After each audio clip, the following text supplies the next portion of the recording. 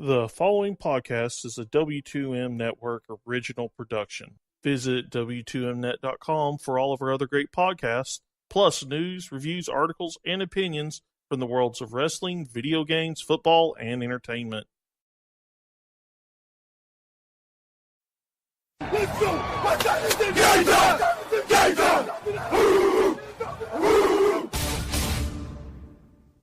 It's gonna be a football game tonight now. No doubt. It's gonna be a football game. Here. Okay. I done been here before. All right, let's go, baby. Toss to White. He's in! Patriots win the Super Bowl! Brady has his fifth! What a comeback!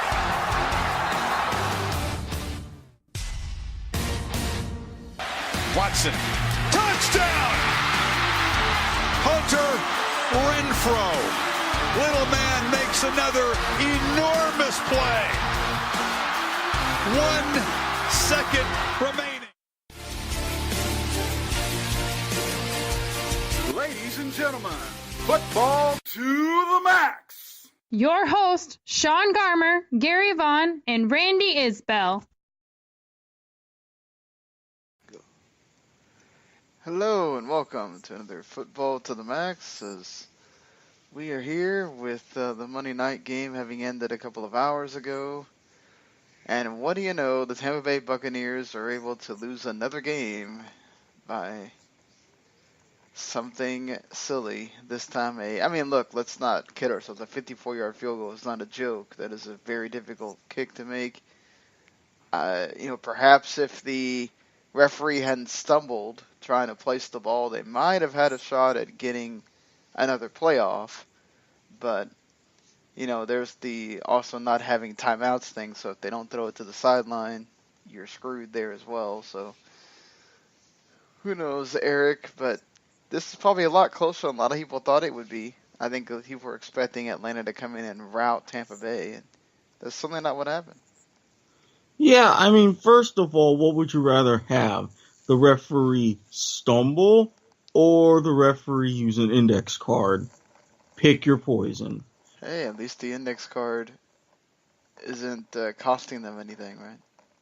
This is true, and not to mention the fact that for a Tampa Bay team 4-9, yes, Jameis Winston is still using these last couple of games to make a run at the record books, but let's face it, they were kind of doomed from the start, and losing defensive lineman after linebacker after player after player after player, kudos to them for having a super thin defense the last 20 minutes, but still giving themselves a chance to win.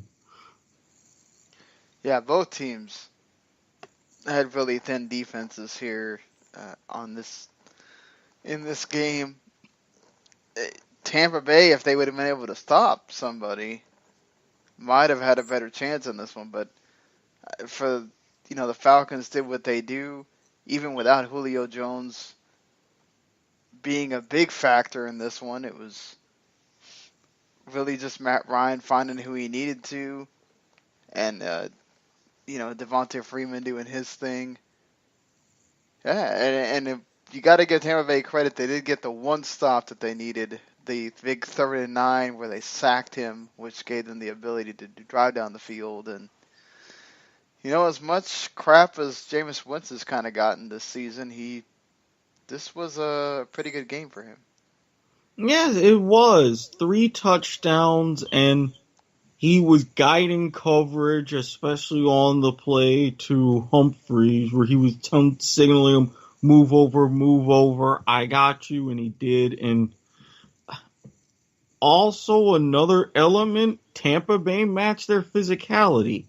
Freeman had a big run where he bowled someone over, so did Sims. He had another big run where someone just gets almost gang tackled, then O.J. Howard makes a big play. So this was a very good and what you would expect from a divisional game. Yeah, Peyton Barber's fumble, I thought, was really where it turned, because they were driving. They're at the, they're in the red zone at that point. You'd think that they're probably going to score, and then Barber fumbles, that opens things up for Atlanta to keep having those 10-point leads. And, if they score and they're able to keep it closer, it's a much different game. But, yeah, this is one of those where sometimes just the better team shines through. I think, you're letting Freeman get 126 yards and a touchdown. He's also your leading pass catcher as well. So I guess you got to give him credit for stifling Sanu and Jones on that one. But team very offensive. Pretty close the whole game. I think it's still. Sometimes, you go, oh, Tampa Bay has nothing to play for. They're going to lay down here, and they didn't, and they made it a tough game. Atlanta survives to go to 9-5, still chasing, still could win the division if things go the right way. They could still wind up out of the playoffs as well. And in fact, all of these teams in the NFC South have nothing locked up yet. They all have to win one more game at least, and the thing is that they all play each other. Falcons play the Panthers and Saints. So it's going to be a rough one, I think, for all these teams. Saints get the, I guess, easier one where they play the Bucs at the end, but nothing is sealed yet. It should be a fun one for the NFC South, of course, also because this has a lot of playoff implications everywhere for the NFC in those last two spots. Absolutely, because, let's face it, if Atlanta somehow pulls off a miracle, wins out, takes the division, then you've got Carolina and New Orleans locked up and fighting for those wild cards, potentially. So all of a sudden these teams like Cowboys, like the Lions, like the Seahawks, that's one extra hurdle that they have to deal with where they don't have too many advantages. Yeah, certainly not. And, Carolina plays the Bucs next week on Christmas Eve, and that will be an interesting one as far as, let's say the Panthers lose. Panthers have everything to play for as well, along with the Falcons in that one. And then the Saints would obviously be playing the Bucs at the end as well. So this is going to be an all NFC South showdown the next 2 weeks to see who gets in to those wild card spots, and if it's not a whole all NFC South going in, that could be a possibility as well. Just about 3 of the 4 teams would be going in, and potentially 2 of them facing each other again wild card weekend. Yeah, I think the Lions are the only team that might have a say in that, depending on, what they do in their final games. They could potentially be playing a Packers team without Aaron Rodgers, and they play the Bengals next week. So this is they've got a nice road potentially for the Lions to get to the playoffs if things can roll their way. But right now, it's all to play for in the NFC South, and the Falcons made it a closer thing with their big win here for Monday night. I guess since we're already on the Carolina train, the Panthers did have that battle with Aaron Rodgers and the Packers, and they came up the winners. Greg Olsen, I predicted he would have that game where he finally reaffirmed himself as one of the lead dogs for the Panthers. Had himself a big game. Aaron Rodgers throws 3 interceptions, unlike him at all. Sometimes you can't come back and perform miracles, and that was the case here for Rodgers. 3 interceptions, took 12 hits, and even Coach McCarthy said, hey, after this one, yeah, he's a little bit sore. So he did say he wasn't going to come in and save the team, although, let's face it, he pretty much was. Just unfortunately, he couldn't. Yeah, and I mean, he tried for everything. Thomas Davis is also going to be out for the next 2 games because he had a nasty hit on Devontae Adams that was ridiculously uncalled for, honestly. And I think, look, you got to hand it to the Panthers, right? They were tested here. I think a lot of people were expecting, okay, this is the game where they've been surging and they're going to go right back to where they were, but the Packers really didn't have an answer for Christian McCaffrey. They didn't have an answer for Newton, honestly, either. That defense did not come in to give the Panthers any problems, and they really rolled by them. They did. I was surprised, but they came out, asserted their dominance early. They had nice work mixing in Christian McCaffrey. He had, I believe, 120 scrimmage yards on the Something day. around there. Yeah, so it was just this dynamic offense, and Julius Peppers climbing up those sack totals, now 4th all time.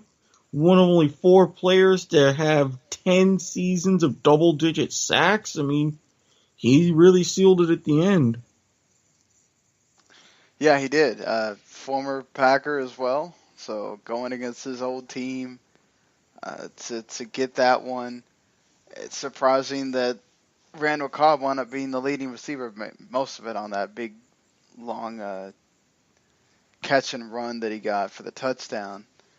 Jordy Nelson's still not been able to be a big factor for the Packers much. They really didn't have much of a run game that hurts them as well. But really with 6 out is you have 4 turnovers to the Panthers, none. That's going to lose you a game every time. Easily, just too easily. And on the times to where you can't even convert key opportunities, even though you're not getting any turnovers, it was just not going to add up to be the Packers' day. Certainly not, and the Panthers got even, I don't know if this is worse news or good news or whatever you want to call it. You know you're missing Thomas Davis, one of your leaders on defense for the last 2 games of the season that matter a lot right now. And then your owner. Yeah, the news comes out that he's being investigated. First it was by the team, now the NFL has taken over the investigation of workplace misconduct, which seems like every person in power almost is now being investigated for some kind of workplace misconduct, harassment, sexual assault, whatever, different. It's different for various people, but another guy that is having to deal with this, and now you have a female in Tina Becker, who's going to be the COO for the Panthers until the team is sold. 19 years as the owner, and And what's really interesting is this isn't just a sexual harassment or workplace misconduct along those lines. There were, and reading a lot of the stories, not just sexual undertones to his behavior, but very racial undertones as well. And I remember he had I think in various interviews he would question the guys getting drafted in a very weird way. Right, so he did that, and the whole situation came out about the truth behind Cam Newton and tattoos, and now, not only do you have a woman in charge in Tina Becker, but you have people coming out, and P. Diddy leading the charge saying that he wants to buy the team, and he's drumming up a lot of interest via Twitter. Steph Curry, Colin Kaepernick, so many that are wanting to be in this ownership group. So really, in his sense, it would be a double whammy. How ironic it would be that Steph Curry would be sitting there paying checks to other players while he's still playing. Well, I mean, he can afford some of it, chip in a little bit of that big contract he's got. No, I agree with you, but I think it's ironic that a current player in a different sport would be signing checks for an NFL player. while he is still going on the court every day and playing. I'm sure Diddy would be handling most of that. Also, Colin Kaepernick's trying to get in there and get his name involved. How ironic that would be as well. No owners would sign him, so he's going to go be an owner himself. Is that how that's going to work? No, and what would be funny, could he pull a George Hallis and be owner and player? He could be out there backing up Cam Newton. Oh, I mean, would he ever play, though? Because Cam hardly gets injured. So, and even then, we've seen Cam, other than like a concussion or something like that, I mean, we've seen Cam, even when he's hurt, go out there and play. So, you could put in a special package. What is Colin Kaepernick going to be able to run that Cam can't? I don't know. That's what I'm saying. That's the worst. I mean, it's great for if Cam goes down, you can run a lot of the same things other than Cam, is a bigger dude. But it's the worst as far as like ever feeling you're going to get a shot because there's not even a reason for you to get a package because Cam does everything you can do. So, yeah, beyond that, this is a weird story. It could be a distraction for the team. It's going to be talked about now a lot because Panthers are in playoff contention and very well could be in the playoffs. So then you got that issue as well. That's going to come up in every freaking interview, every press conference that's going to be a question. And the reporters have to ask those questions, even if it becomes redundant, because that's what you're supposed to do. But yeah, it's kind of an unfortunate situation right now where the Panthers are in the limelight and they're in there for the right and wrong reasons. Yeah, the good news is this could go away as far as with impacting on a post-game level in a few weeks. The bad news is it's a few weeks. Right. So we had a lot of situations this week. You could call it the NFL controversy week, where lots of things. You had a lot of blowouts as well, but you also had close games that were decided by officiating decisions. Two of those very important to the playoff race, one of them being the game of the year or whatever, and it did live up to the billing for the most part in the Patriots and Steelers, coming down to the Steelers able to what looks like get a touchdown and get the win off a Jesse James catch, but then it is reviewed and it's ruled not a catch because he did not complete the process of the catch because the ball moved. And there's new terminology for that. It's not he didn't complete the process of the catch because he did not, and this is the actual quote, survive the ground. Oh, that's been a thing they've used various times now this season. I haven't heard it until now. Yeah, and I forgot to mention in the Panthers game, I meant to talk about it, I forgot. You had the touchdown that I think wound up being the one that put them to go ahead by Darius Byrd with one butt cheek is in and one butt cheek is out, but one butt cheek equals 2 feet, so it doesn't matter if the other one's out. That's the kind of stuff that you need to just either wipe that crap away or simplify it. That's what bothers me the most about anything. Like, I can understand the whole a knee equals 2 feet, but then there was another one, I don't remember which game it was, where it's like, oh, the fingertips in his hand count as a foot or something. So he's in.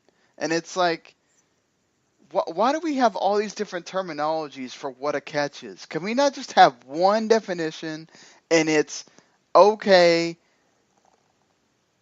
it's his whole body is in bounds, and if there's a part of his body that's out of bounds before the feet touch the ground, it's done. if when he's coming down and he has part of his butt in and part of it's not in, it's out. It's not a touchdown. I mean, this is just so ridiculous to me that it's about to be 2018, and we still can't figure out what a catch is in this league. Well, go all the way back to the genesis of this with the Calvin Johnson catch. And the very next week, Des Bryant. So blame the officials and how they called those two catches, and that just snowballed to what we have now. Yeah, it's very unfortunate for the Steelers. I mean, look, they're still going to go to the playoffs. They clinched the NFC North, but this determines whether you get the number 1 seed or not. You know, if the Patriots go on and win their last 2 games, so or win another game, really. So, they'd have to win their last 2. Well, if the Steelers don't lose. Well, not just if the Steelers don't lose. Remember, the Jaguars are still in contention for home field. Oh, that's right. Yeah. So they have to win. Well, but still, the whole point here is that this was a big game for the Steelers. You know, absolutely. Mike Tomlin had talked this up.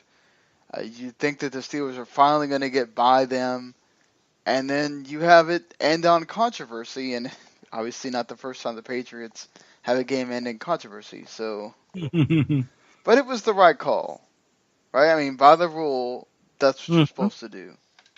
Yeah, by the rule, it was what you were supposed to do. Not to mention, they had a chance to win it again, thanks to, even with that catch, no catch, what have you, you still had even the play leading up to that, Juju Smith-Schuster, and shades of the Super Bowl much?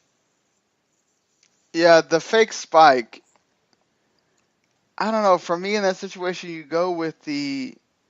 I guess I can understand from his perspective of, okay, let's see if we can catch them off guard, number 1. Number 2, our defense hasn't been stopping them. Yeah, you saw Gronk on that final drive for the Patriots that made the score what it was. Nobody could stop him, mainly because they decided we're not going to double cover Gronk, which is weird. Like, let's single cover with this small safety, a huge guy that all he does is catch. I mean, that doesn't make any sense to me, but whatever the way the Steelers want to roll with this, yeah, you know, it's hard because that's in hindsight, right? Mm-hmm. But you just you have to go for the field goal there. I couldn't understand it either, and you're absolutely right. And the fact that the defense was screaming fades, fades, fades, so you know that is out. So, and with the defense knew because they practiced it as well. Yeah, so it's just, and what Big Ben said didn't help matters post game. So it's just like, oh God, just. Oh yeah, he didn't own it, and it looks bad, and you know. You gotta think that the whole controversy doesn't help matters as far as feeling like, oh well, we wouldn't have needed that if this happened. So whatever it is, the Steelers do clinch the NFC North. The Patriots clinch the AFC East. It all comes down to winning your next 2 games to see where you're at.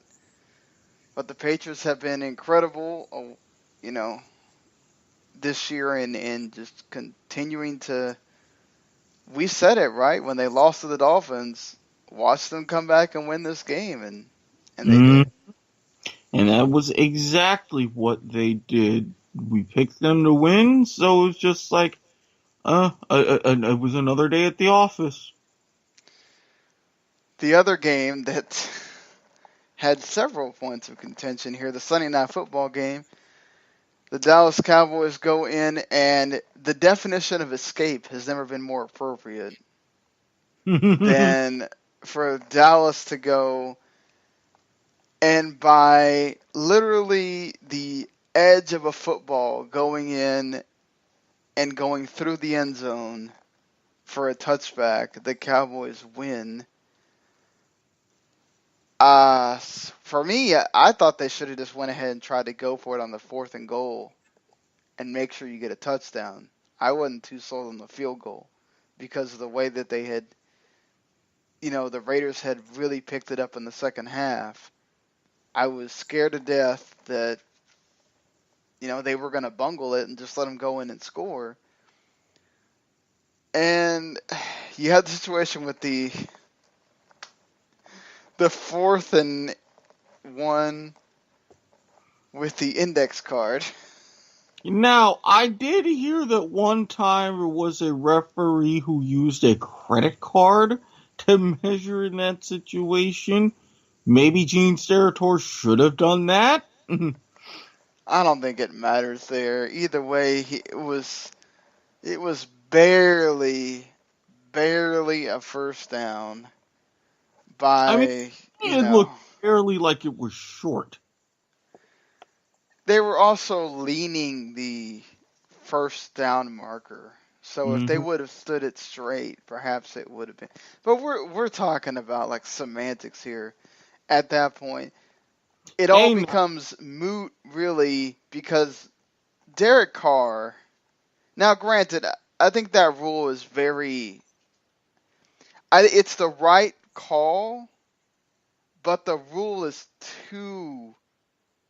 After thinking it over, I thought that, okay, if you get a safety on the other end, then it should be, you should get something for the ball going out of the end zone the other way.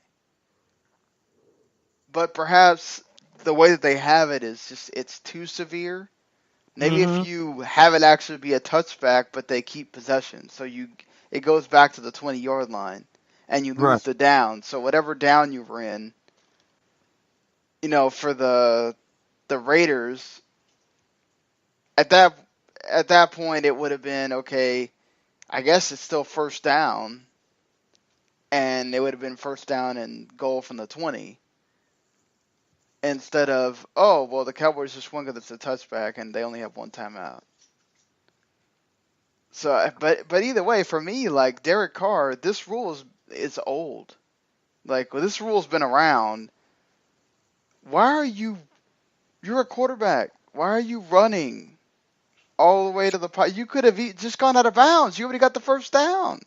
Correct. Absolutely correct. And if you don't get the touchdown, you still kick a 20-yard field goal. I mean, even with the Vecchio, again, I completely agree. But with this one, you didn't want to necessarily play for overtime like with the Steelers or Patriots. You want to try to win right there, right now, with big playoff implications. Kudos to the guy for giving some effort, but this could have ended a lot better. Got to give Jeff Heath credit, too, for making the hit that made Carr have to think about it. So, yeah, and Jason Witten, even after the game, Heath was the first guy that they tracked down. Come on, kicking extra points, making key tackles. I better see his name somewhere on that NFC Pro Bowl roster. Yeah, he should be. Another guy that should be is Chris Jones with the fake run punt. That dude has been one of the best players for the Cowboys all season with his great punts that he does, knocking teams down to where they're in bad field goal range, and then he does that too. He had another fake punt where he passed the ball that got called back before. So that man is doing it all. The trickeration artist. Yeah, trickeration artist for him. I just this was not a good game for Dallas at all. Other than Dez Bryant coming up big at the end, Dak Prescott didn't look good. The receivers could not get separation again. This is a bad Raiders secondary, and they still can't get separation. It's going to be so. If the Cowboys all of a sudden are such a different team when Zeke is in next week, it's going to be crazy to imagine, Why is Zeke not in the MVP conversation if the Cowboys look so much different when he's in there, if they do happen to look that way? Considering this is not the Legion of Boom Seahawks, but Well, I yeah. mean, it goes like this. If you give Zeke, or if you give Dak any sort of run game, doesn't matter who it is, but if you give him a run game, he will still win you many more games than you lose at quarterback. That's all he asks for and all he really needs.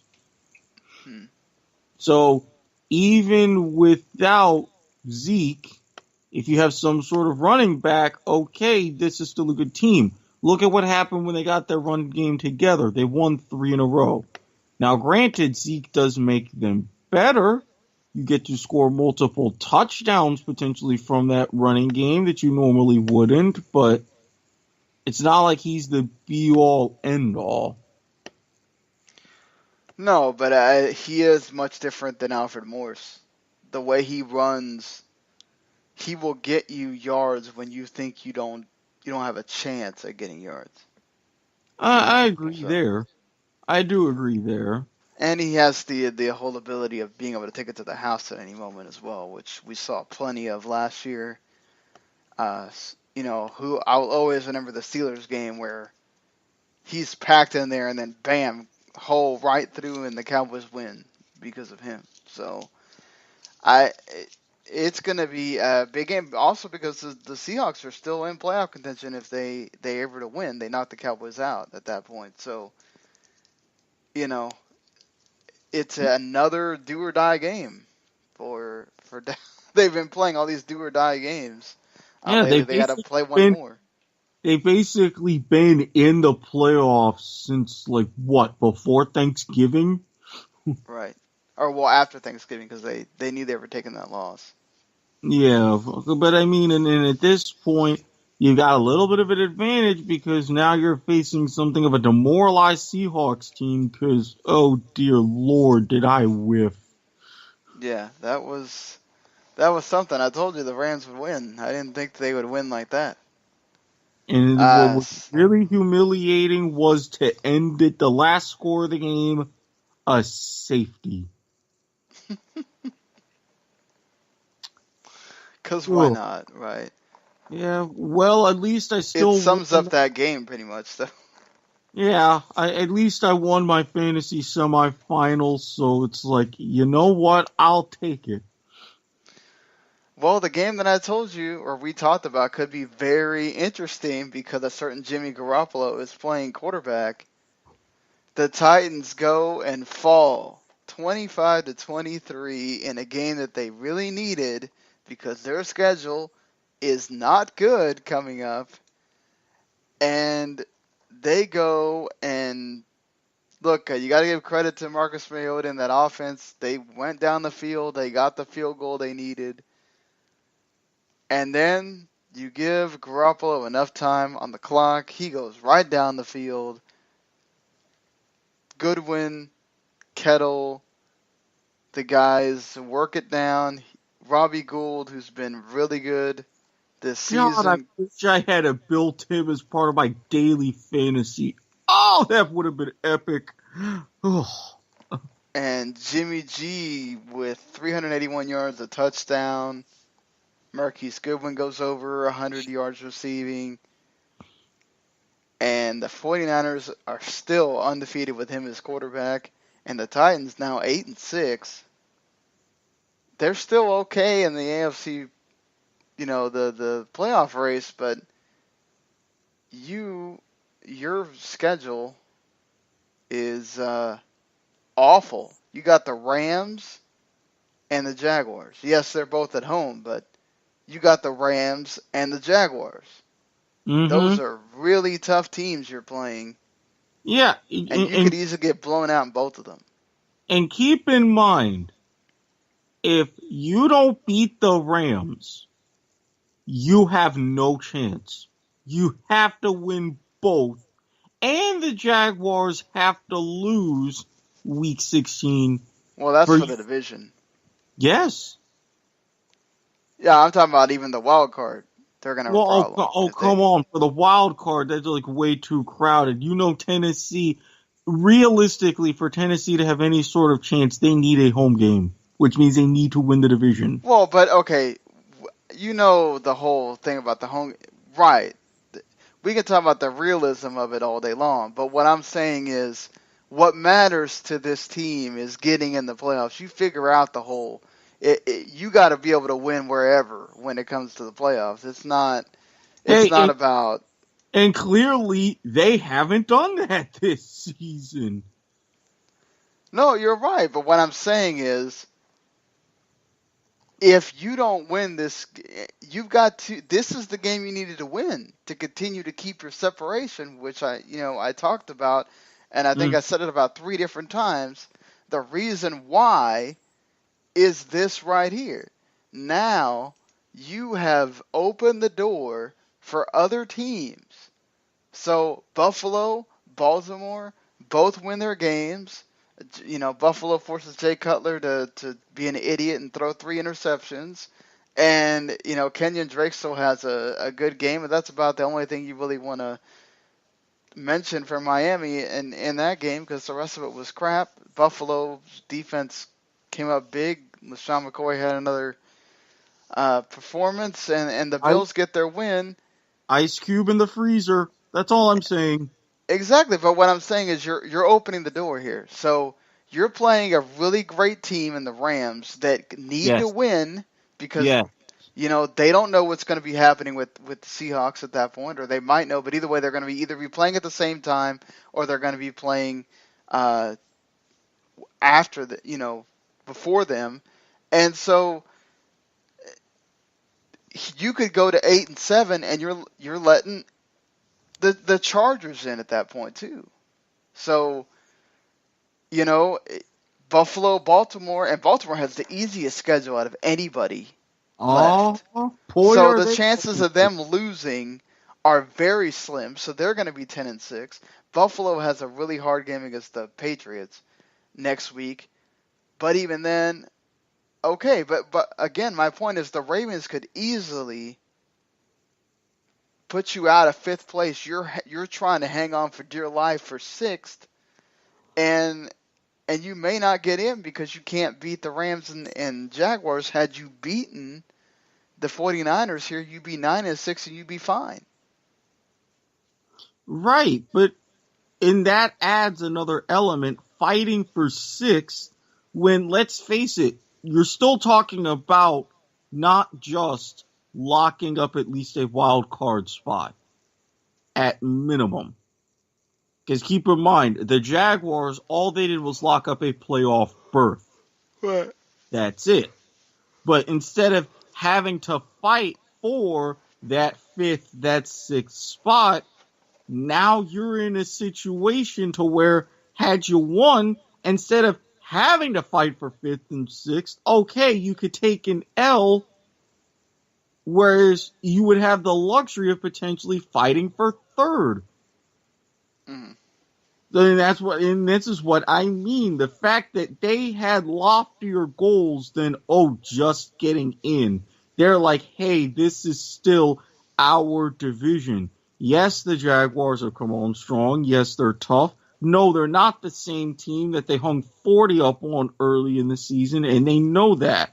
But they wanted to make that divisional game in particular matter.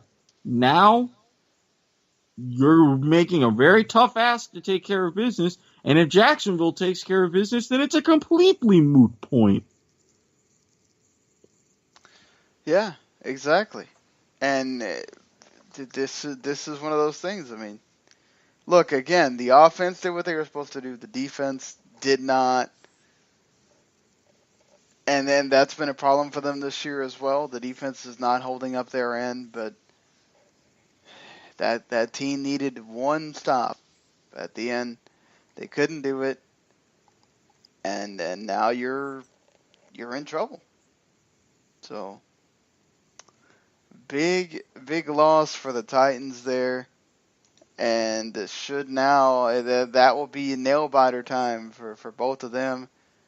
You talked about it. The Rams went in to CenturyLink Field and Ooh. dominated, demolished, demoralized. I can come up with some more synonyms if you want. Declawed. Yes. It's whatever. Listen, Todd Gurley had himself a day, and that the Rams just owned them in every single facet. Russell Wilson got sacked to high heaven, committing turnovers. It is ridiculous the way that the Throwing Rams awkward passes 30, 40 yards away. Yeah, just not Russell Wilson at all. Not the Seahawks we're used to seeing. The Rams absolutely look like they deserve to be winning that division, and now all they got to do is win out or help the Seahawks lose a game, and they'll be division champs. Amazing to say that they just moved back to LA last season, and here they are, could potentially win the NFC West. What is about teams moving to LA and all and also of the Rams playing way better away from the Coliseum than they do? I mean, what is it about teams moving to LA and all of a sudden being championship contenders? You look at the Dodgers, they did it and they won a World Series after just 3 years. You have the Raiders, they won a Super Bowl 3 years after moving to LA. The Rams, this is only year 2, and they're already almost locked in on a division title. Yeah, I mean, and the Chargers are still got a sliver of a chance. So, I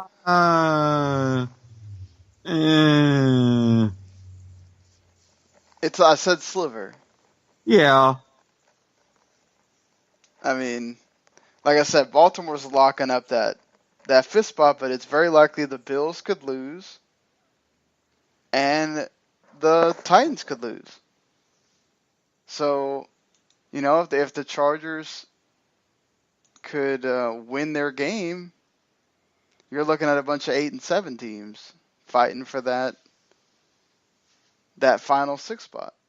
Yeah, so there's someone out there who would get the urge to call me and set up a whiteboard in a YouTube video. I am not 100% looking forward to that call, but I have a feeling things will work out that way. And they got the Jets and Raiders, so it's very possible now. You're without Keenan Allen. That's huge. Can I just say how pissed off I am at the Jets? Really. All this season, you've done pretty much exactly what I've expected. Yet all of a sudden, you prove me wrong, and you prove Sean right, and you do just enough, not to make it a close and interesting game, but just enough to make me look stupid and cover the spread. See, this is why I'm glad I don't gamble. Yeah, but they played well. For the most part, and that last touchdown really was, that was nothing. I mean, credit to Ingram for running that whole thing, but I'm saying, it really shouldn't have happened. And it was a lot closer than the score indicates, but give that team credit for coming to play. I mean, just like the Bucs. No, I didn't that want team to didn't give have that team credit for coming to play. That team had nothing to play for, and they went out there and almost won. Imagine the craziness that would be the NFC South right now, even more if the Jets had won. No, I'm giving the Bucs a bunch of credit. That's not my issue. My issue is with the Jets. No, I'm saying the Jets also went out to play when they could have just laid down. And that's my point. You should have laid down. Why? Oh, they aren't the Bengals here where the idiot coach decides 2 games before the season ends, I'm going to announce that I'm resigning. I mean, why wouldn't you tell him to do it after the season? I don't understand. No, because again, he's giving them the opportunity to say, hey, I'm quitting before he would be fired. He knows what's up. Well, you could just go resign the day after the game. No, you don't even or do the day that. of the last game. Just No. hand in your paper. You don't even do that. You give this team, in the mediocrity that is Andy Dalton and all this, say, hey, win 2 for the Lewis. This is what you do. Win 2 for the Lewis? They're not going to do that. Do they really care about him that much? I'm not saying that they're going to. I'm saying this gives them an opportunity to. Rather than waiting, and who's to say the minute after the final whistle, the Bengals owner tweets and says, yes, Marvin Lewis is fired. Yeah, but he could also hand in his resignation paper before then. I feel like, and it'd be hilarious though if somehow the Bengals were to beat the Lions next week, but I doubt it. I don't know. This all seems silly, but the Bengals just didn't show up. They didn't seem to care, and you got the game that you got on. See, Jet, you should have used that in this example. You should have played like that. You would have made a lot of people happy. Case Keenum once again having another terrific game. Teddy Bridgewater comes in, and the first thing he does is throw an interception. I mean, call a timing on my part, but I was like, yeah, great to see him in the game. It would be even better to see him throw. And I got my wish. Wanted to see him throw, well. Yeah, I did. And I'm like, you know what? I should have shut up. Really should have shut up on that one. But the Saints won. Eventually, the Vikings blew out the Bengals. The Ravens blew out the Browns. Joe Flacco had one of his better days. 2 to go. I'm looking for tickets to Cleveland, baby. Do me right. You want in that parade, don't you? You damn straight. If anybody's listening right now, you need a Grand Marshal. I am very affordable. Hell, even if you just gave me tickets to a Cavs game, I'm set to go. I'll make all the appearances. I'll make your city look better, which I know is tough to do, but just come on. You got a Grand Marshal right here. We'll make this work. I'll even hold a bottle of Excedrin on a stick if you want me to. I want to see that happen now. It needs to happen. He will get Eric some passes to go already. The Panthers, or not the Panthers, I'm sorry. The Jaguars, I was thinking of a different cat here. So, Blake Bortles has one heck of a game for himself. Yeah, because he realizes, look, they're looking for another quarterback. I got to make myself look good here. And Keelan Cole has taken advantage of all these receivers going down and been amazing. Since then, 186 yards and a touchdown. This dude has been on fire the past 3 weeks now. This is and this contributed to the week of no-name players. I'm looking at some of these leaders and touchdown scorers, and I'm like, why haven't I known of their existence until Corey today? Grant scores a touchdown.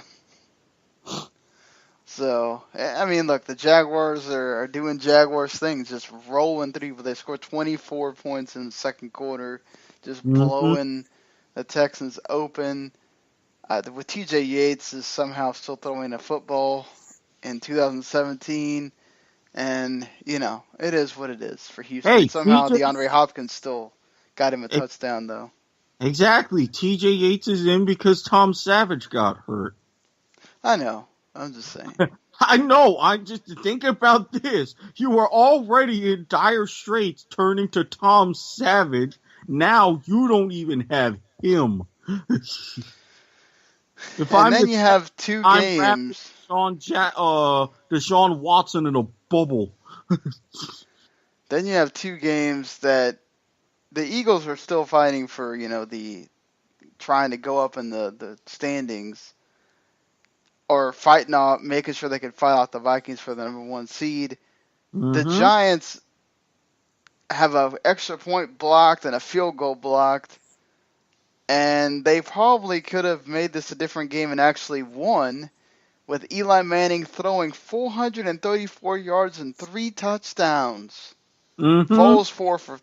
This was a shootout, very entertaining contest for both these teams. Sterling Shepard came back and had a nice game. That was really great to see. I guess Eli Manning going out on a nice note, but again, Eli, we hate Chad Henne. We don't want him here. Come in and give Blake Bortles some competition for the love of everything holy. The Eagles get to keep where they're at, and Foles gets to make everybody be happy about that. Hey. Or they're not happy about it, but Carson Wentz, it's okay for right now.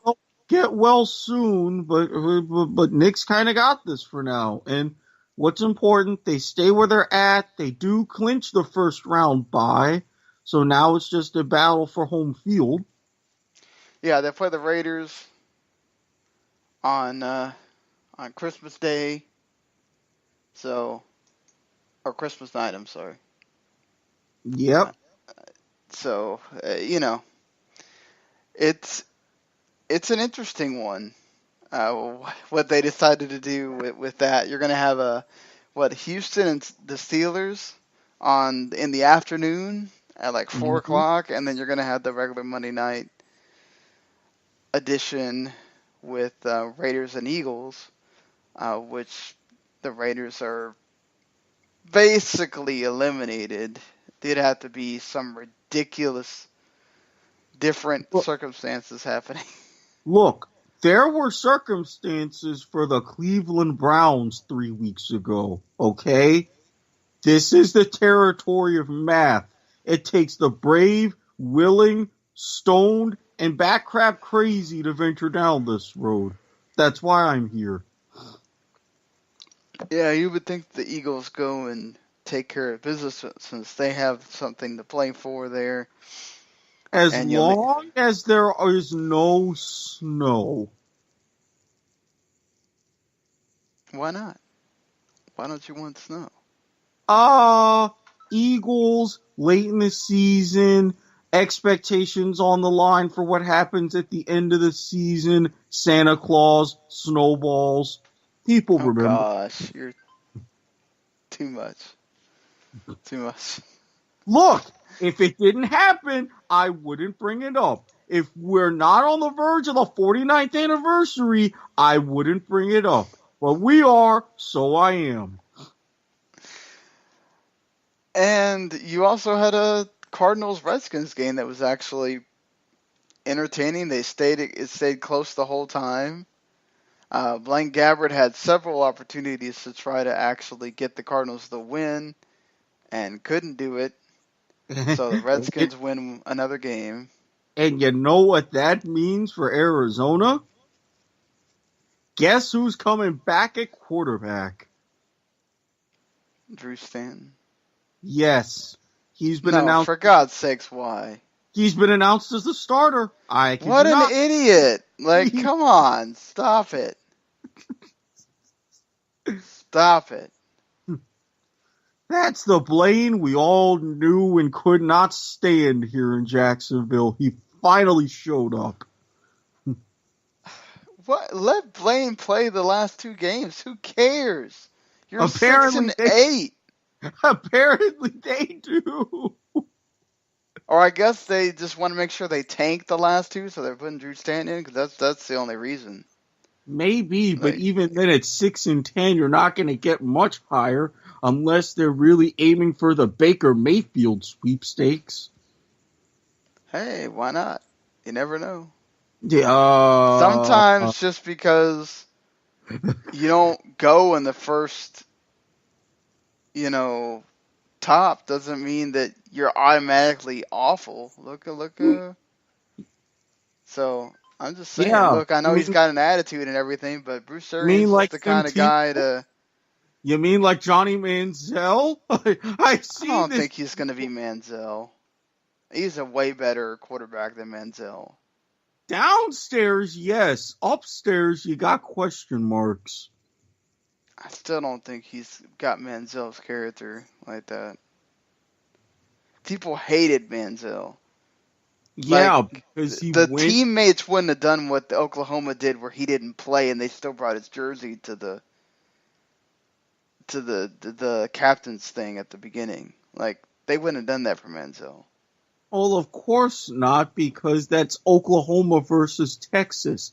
I could give you a lot of differences between Oklahoma and Texas. Well, it doesn't have to do with Texas. It has to do with Manziel was an awful person in college. I'm just saying, like, it just depends on what team you go to. Bruce Arians is the kind of guy that's not going to take that crap. If he did go to Arizona, he might get set straight, or he might realize he's not going to play in the NFL at all. So you're not getting a lot in college. You want to actually make some money, you're going to have to tighten your ass up. So I just don't think that it's this, if he has talent and it shines through, it does. It just depends on what team he goes to. Nah, you have a point. But yeah, I think that's it for us recapping the week. Tomorrow starts the daily one today bowl games, which I am not going to pay a whole bunch of attention to. Yeah, aside from Florida Atlantic. Well, that's the one for tomorrow. So watch them hang like 70 on Akron. Again, Lane Kiffin, if you're listening, trolls go for a century. Oh, God. Just all right, put that bug out there. And with that, that'll do it for us this week. Or, well, not this week, at least until Thursday. So. No. There's no Thursday game this week. Well, there's no Thursday game. We still got to preview the games coming up. True. I mean, unless you want to do Saturday again. Well, I mean, it all depends. Thankfully, this is being a not pay week. There's no shenanigans. Although, no, I'm going to shut up right now.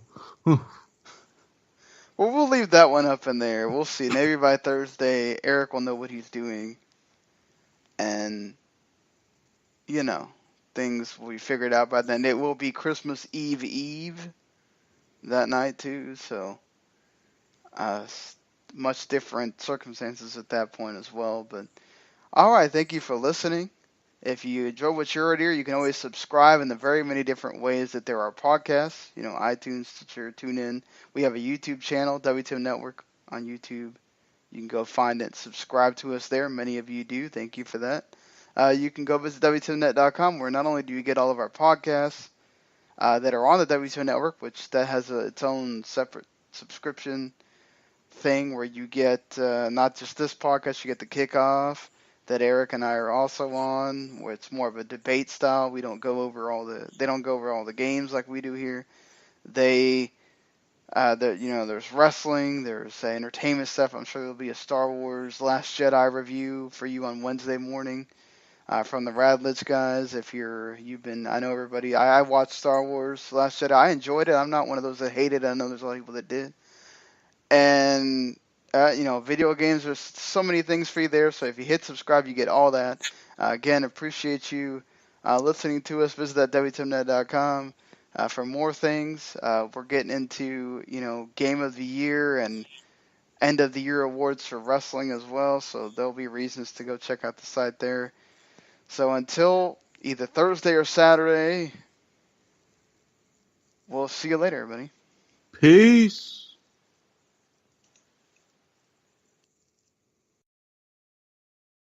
The following podcast is a W2M Network original production. Visit W2Mnet.com for all of our other great podcasts, plus news, reviews, articles, and opinions from the worlds of wrestling, video games, football, and entertainment.